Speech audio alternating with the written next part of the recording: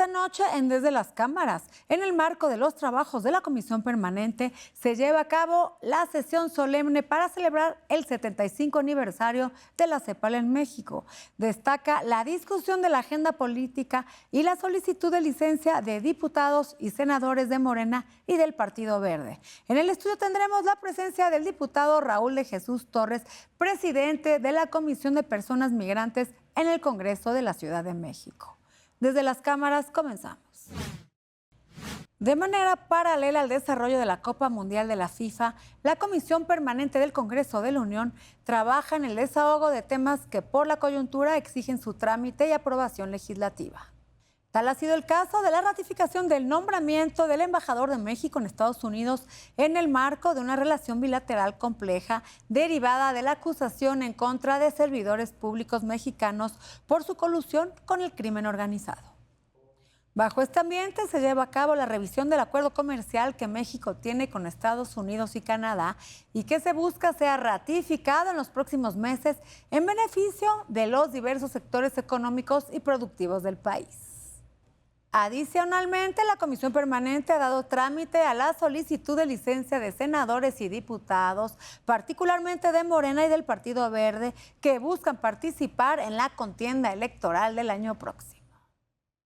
De lado se mantiene la abultada agenda legislativa que se ha venido turnando a las 3 comisiones ordinarias de la Comisión Permanente, cuya instalación apenas se concretó la semana pasada. Desde esta tribuna mantendremos bajo la lupa el desarrollo de los trabajos de esta Comisión Permanente.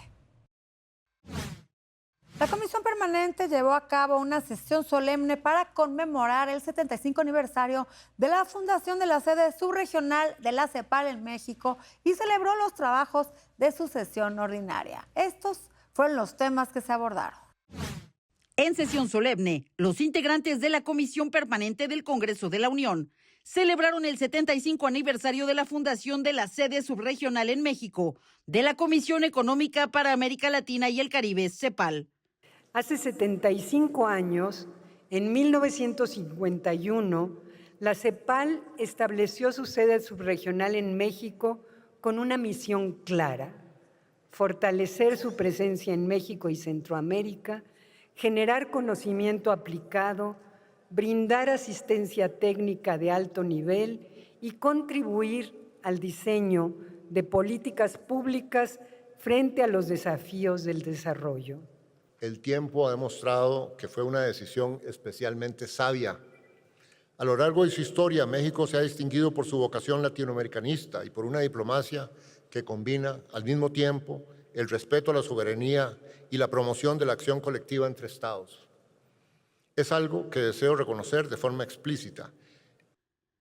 En otros hechos legislativos, el Pleno de la Comisión Permanente aprobó este miércoles licencias por tiempo indefinido a legisladores de Morena y del Partido Verde, varios de ellos identificados como perfiles que podrían participar en la contienda electoral del 2027. Entre las solicitudes avaladas, destacó la del senador michoacano Raúl Morón Orozco, los senadores por Guerrero Félix Salgado Macedonio y Beatriz Mojica, la legisladora sonorense Lorenia Ivette Valle San Pedro, así como la senadora Imelda Castro de Sinaloa. También obtuvieron licencia las senadoras Julieta Ramírez Padilla de Baja California y Blanca Díaz Delgado de Nuevo León. De igual manera se otorgó licencia a los diputados Graciela Domínguez Nava de Sinaloa y Raimundo Vázquez de Tlaxcala. La Comisión Permanente también concedió licencia a los legisladores del Partido Verde, Waldo Fernández González de Nuevo León y Jazmín María Bugarín de la Ciudad de México. Además, la Comisión Permanente ratificó a Jennifer Cristel Castillo Madrid como titular de la Administración General de Grandes Contribuyentes del Servicio de Administración Tributaria SAT. Desde las cámaras, Claudia Ivette García. Vamos a la entrevista que nos preparó nuestro compañero Víctor Sánchez Baños. El Tratado de Libre Comercio entre México, Estados Unidos y Canadá es vital para el desarrollo y bienestar de más de 500 millones de seres humanos que habitamos en estas 3 naciones. Pero, ¿qué es lo que va a ocurrir con esas negociaciones para revisar ese Tratado de Libre Comercio? ¿Se mantendrá? ¿O cuáles serán las condiciones en las cuales nosotros viviremos a partir de este año. Eso es importante establecerlo porque atrás de todo ello hay mucho.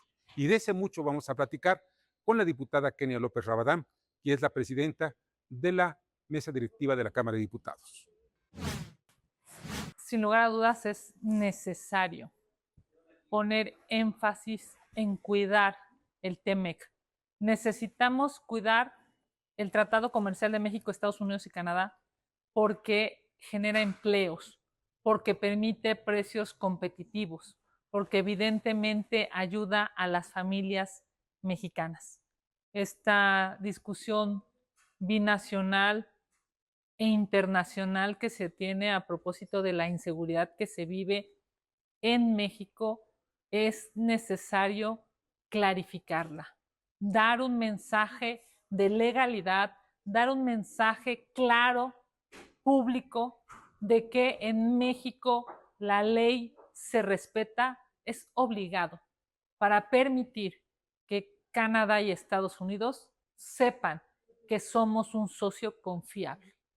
Hay claramente exigencias públicas del gobierno de Estados Unidos y nosotros, las instituciones mexicanas, debemos dejarle claro a México, a Estados Unidos y al mundo que los políticos que lamentablemente están ligados con el narcotráfico se deben investigar y en su caso sancionar. No hacer esto, no tener una señal clara de legalidad, no sancionar a los políticos corruptos ligados al narcotráfico, será un problema.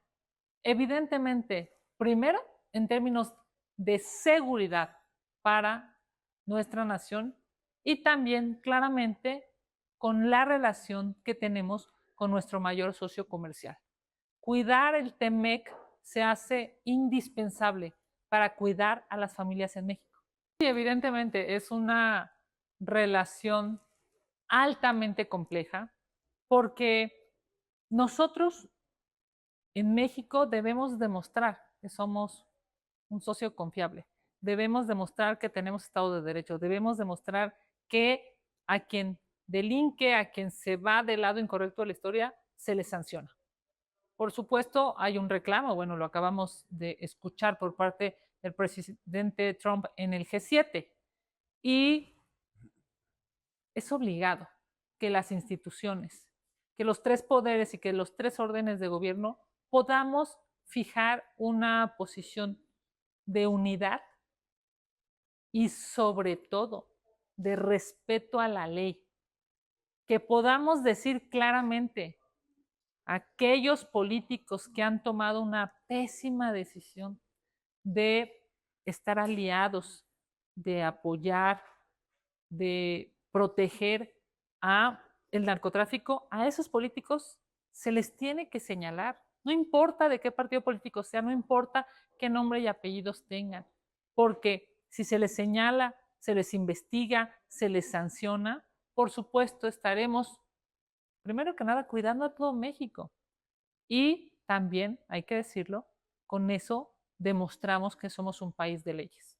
Hacer lo contrario, no fijar posición, pues por supuesto pone en riesgo a las familias en términos de su seguridad en nuestra nación y también a nuestra relación binacional. Claro que es un asunto de confianza y es un asunto de legalidad y debemos de apelar a que haya certeza jurídica. Para eso los mexicanos pagan impuestos. Todos los mexicanos quienes tienen la oportunidad de ver este programa pagan impuestos y se merecen que las instituciones se pongan a trabajar y den resultados para que haya seguridad y para que haya prosperidad. Hacer lo distinto, pues entonces ubica a los servidores públicos para servirse a sí mismos, no para servir al público. Y es obligado prestigiar la política, es obligado prestigiar el servicio público. Se necesita a servidores públicos con altura de miras, con ética, con honestidad, con honorabilidad. Así es que siempre será bueno levantar la voz a favor de las familias en México y siempre será bueno levantar la voz para decirle a quienes están del lado incorrecto, del lado ilegal, que lo están haciendo mal y que por supuesto México debe tener instituciones para sancionar a aquellos políticos que lo están haciendo mal. Bienestar es la clave para que todos los seres humanos que vivimos en el norte de América podamos lograr bienestar para 500 millones de personas. Pero para ello se necesita confianza, se necesita que haya leyes, se necesita un marco jurídico confiable. Y ese es el objetivo que debe tener tanto el gobierno como todas las entes que existen en el país, dedicadas tanto a la negociación por una parte, como para el establecimiento de reglas claras para un comercio justo entre las tres naciones. En medio de una agenda bilateral compleja y de gran relevancia para nuestro país, la Comisión Permanente ratificó el nombramiento del embajador de México en Estados Unidos. En este contexto, nuestra experta en temas económicos, Alicia Salgado, nos explica los puntos centrales en la revisión del acuerdo comercial con Estados Unidos. Adriana, ¿cómo te encuentras? Qué gusto de saludarte. Hoy están reunidos en Washington, D.C., en esta semana, los integrantes de los equipos económicos de comercio exterior de México y Estados Unidos, encabezados por Marcelo Ebrard, el secretario de Economía, y también Jamieson Greer, el titular de la USTR estadounidense, negociador comercial, vamos. El punto importante de esto es que se ha ido avanzando en la construcción de una agenda que muy probablemente tenga el 80% de acciones a realizar desde el ámbito ejecutivo. Son reglas a concretar, como los encadenamientos productivos, cómo se pueden medir el origen de las partes de un automóvil, etcétera, cómo se mejoran los sistemas de registro de patentes y marcas en materia farma, en temas de carácter de inversión, etcétera. Hay quien dice que no está tocándose el tema energético. Puede ser, pero finalmente es un tema de colaboración el que hay que afinar ahí. El punto es que en México, en el Senado de la República, no se ha activado propiamente las reuniones de la Comisión de Tratado de Libre Comercio y tampoco de las de Relaciones Exteriores, aunque evidentemente en la Comisión Permanente se trabajó fácil y directo. El presidente de la Comisión también de Relaciones Exteriores, Alejandro Muratti, es presidente de la primera comisión de la permanente para la ratificación de el embajador de México en Washington, una figura clave en esta negociación, sobre todo porque representa al sector financiero y tiene una muy buena relación, o ha logrado un buen relacionamiento en el equipo negociador con la USTR. Es evidente que este tipo de cuestiones, igual que la legislación que llegó en la semana antepasada en materia o para reforzar las penas y sanciones a la violación en materia de propiedad industrial por la venta de productos apócrifos o piratas, o la bajada de señales piratas en el medio digital, tendrá que afinarse en el Senado lo antes posible, pero deberían iniciar las conversaciones o los conversatorios con el sector privado, porque son iniciativas que buscan, pues sí, complacer a Washington, pero hay que cuidar también que no pisen el callo a entidades formales y legales en México. Creo que ese es uno de los puntos centrales que deberían empezar a revisar y no a la mera hora, cuando llegue el periodo ordinario, a aprobar algo que ni siquiera conocen los integrantes de las citadas comisiones. Este es mi punto de vista. Pongo el tema bajo la lupa desde las cámaras. Damos la cordial bienvenida al doctor Francisco Javier Acuña, especialista en temas de derechos humanos, transparencia, combate a la corrupción, quien hablará sobre una propuesta que busca modificar la designación de la representación migrante en la Ciudad de México.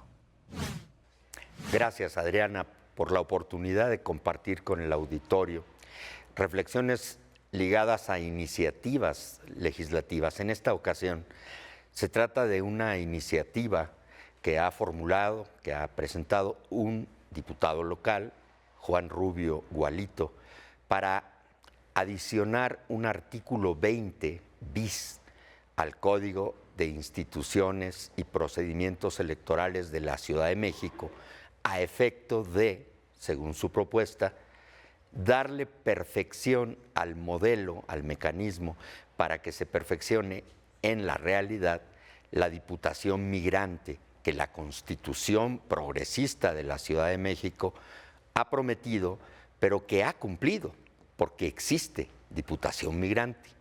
En principio, resulta muy interesante el planteamiento porque todos nos quedamos con la idea, cuando se aborda, como si no tuviésemos actualmente en los hechos una Diputación Migrante capitalina elegida desde el extranjero, que eso tiene una cualidad particular.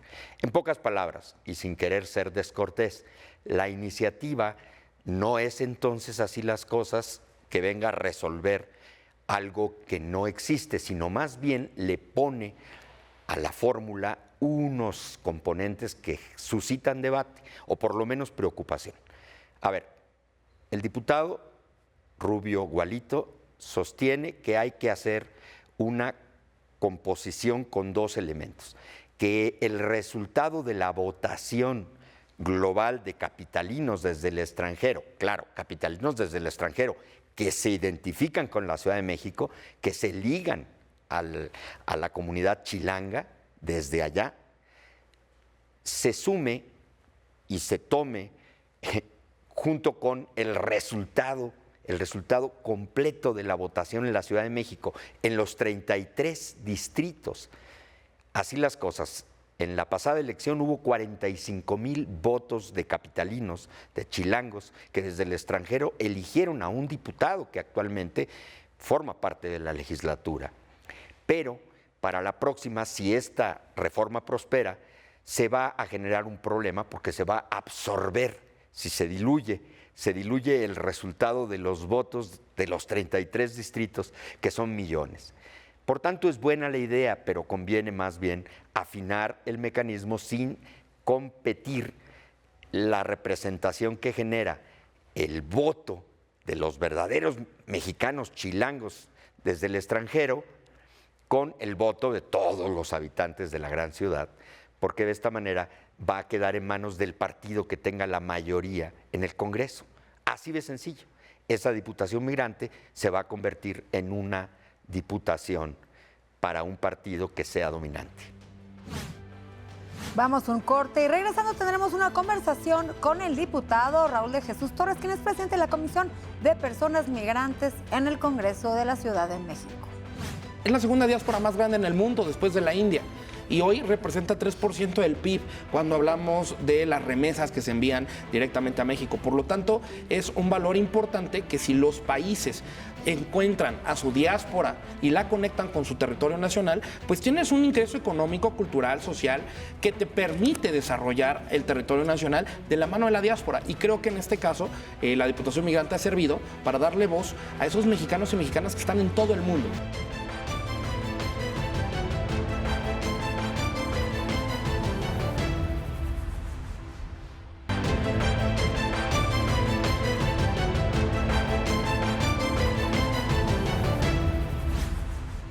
Licenciado en Relaciones Internacionales, es nuestro invitado.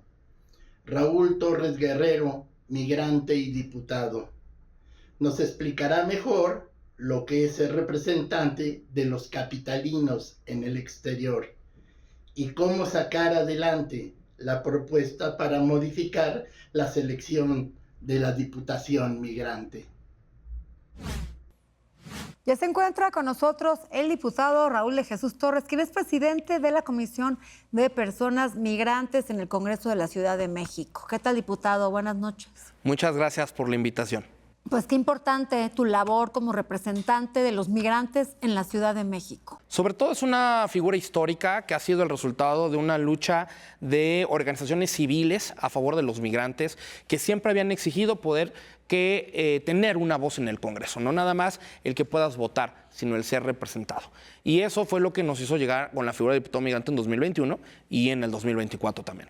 Claro, porque además es una figura muy importante. Los migrantes son mexicanos que por distintos contextos, culpa de los malos gobiernos que ha tenido este país, tienen que emigrar a Estados Unidos, pasando hambres, penurias, alejándose de sus familias, a vivir a otro país donde no conocen el idioma, donde tienen que empezar desde ceros para poder enviarles dinero a sus familiares y pues poder subsistir. Correcto. Es hablarle a la diáspora mexicana. Es la segunda diáspora más grande en el mundo después de la India. Y hoy representa 3% del PIB cuando hablamos de las remesas que se envían directamente a México. Por lo tanto, es un valor importante que si los países encuentran a su diáspora y la conectan con su territorio nacional, pues tienes un ingreso económico, cultural, social, que te permite desarrollar el territorio nacional de la mano de la diáspora. Y creo que en este caso la Diputación Migrante ha servido para darle voz a esos mexicanos y mexicanas que están en todo el mundo. ¿Cuántos candidatos se postulan para la Diputación Migrante y cuántos logran ganar? Cada partido tiene un candidato, es decir, o las coaliciones. Yo fui candidato por Acción Nacional en 2021, en 2024 por la Alianza PAN, PRI, PRD, y competimos. Quien gane los votos en el extranjero es quien llega. Prácticamente es darle una representación completa. Una competencia muy complicada y no tienes las condiciones comunes. ¿Hay una iniciativa para regular este tipo de prácticas? Que además son ilegales, porque los consulados no pueden involucrarse en temas políticos. Totalmente. Yo siempre he dicho que respeto plenamente al Servicio Exterior Mexicano, a los profesionales de la diplomacia mexicana. Sin embargo, desde que llegó Morena, han puesto gente con dedo y políticos que solamente le responden a su partido. Y en esta lógica de lo que tú me comentas, Adriana, Morena presentó una propuesta para que se le quite el voto a los mexicanos que estamos en el exterior y se elija por quienes viven en la Ciudad de México. Es decir, ya habíamos avanzado mucho. Somos la primera entidad de todo el país que tiene un diputado electo directamente por su diáspora. Y nosotros, los chilangos, representamos 5 de cada 10 votos que llegan del extranjero son de capitalinos y de capitalinas. ¿Por qué? Porque pueden votar directamente por un diputado y porque ha habido un trabajo institucional.